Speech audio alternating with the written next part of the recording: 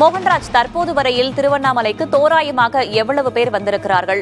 மக்கள் கூட்டம் அதிகமாக இருக்கும் என்பதால் பாதுகாப்பு ஏற்பாடுகள் என்னென்னவெல்லாம் செய்யப்பட்டிருக்கின்றன? என்னென்ன அறிவுறுத்தல்கள் வழங்கப்பட்டிருக்கின்றன மக்களுக்கு?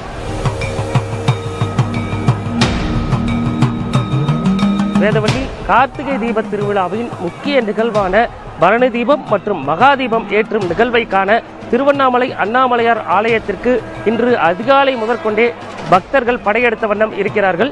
தற்போதைய நிலவரம் வரை கிட்டத்தட்ட 5 லட்சம் பக்தர்கள் வந்திருக்கலாம் என்று கூறப்படுகிறது. குறிப்பாக இன்றைய தினம் மட்டும் 45 லட்சம் பேர் திருவண்ணாமலைக்கு தரிசனத்திற்காக வருவார்கள் என்று மாவட்ட நிர்வாகம் சார்பில் ஏற்கனவே அறிவிக்கப்பட்டிருந்தது. அதன் அடிப்படையில் தற்பொழுது அதிகாலை நேரத்திலிருந்தே பக்தர்கள் வருகை இருந்த சூழ்நிலையில் தற்பொழுது பக்தர்கள் வருகை என்பது படிப்படியாக அதிகரித்திருக்கிறது.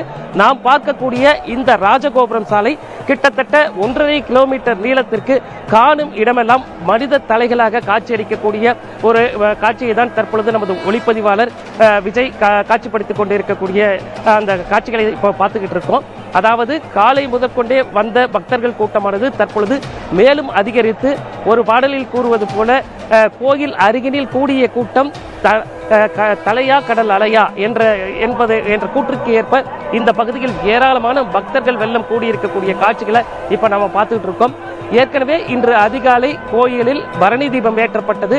இதனைத் தொடர்ந்து மகாதீபம் மலை உச்சியில் 2268 அடி உயரம் கொண்ட மலை உச்சியில் மகாதீபம் ஏற்றுவதற்கான முன்னேற்பாடுகள் தற்பொழுது நடைபெற்றுக் கொண்டிருக்கிறது. குறிப்பாக சற்று நேரத்துக்கு முன்பாக கோயிலில் இருந்து கையிலை மேல வாத்தியங்கள் முழங்க மகாதீபம் ஏற்றுவதற்கான காடா துணி உள்ளிட்ட பொருட்கள் இங்கே ஊர்வலமாக எடுத்துச் செல்லப்பட்ட காட்சியை பார்க்க முடிந்தது.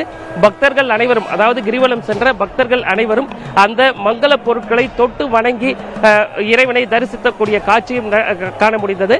அது மட்டுமல்லாமல் கிரிவலம் செல்லும் பக்தர்கள் இன்று மாலை மகாதீபத்தை காண்பது ஒரு பக்கம் இருந்தாலும் கூட பல்வேறு நேர்த்திக் கடன்களை செலுத்தக்கூடிய பக்தர்களும் இருக்கிறார்கள். குறிப்பாக குழந்தை வரம் வேண்டி வேண்டுதல் வைத்த பக்தர்கள் தனது குழந்தைகளை கரும்பு தொட்டிலில் ஏந்தி வரக்கூடிய காட்சிகள் அதிக அளவில் பார்க்க முடிகிறது.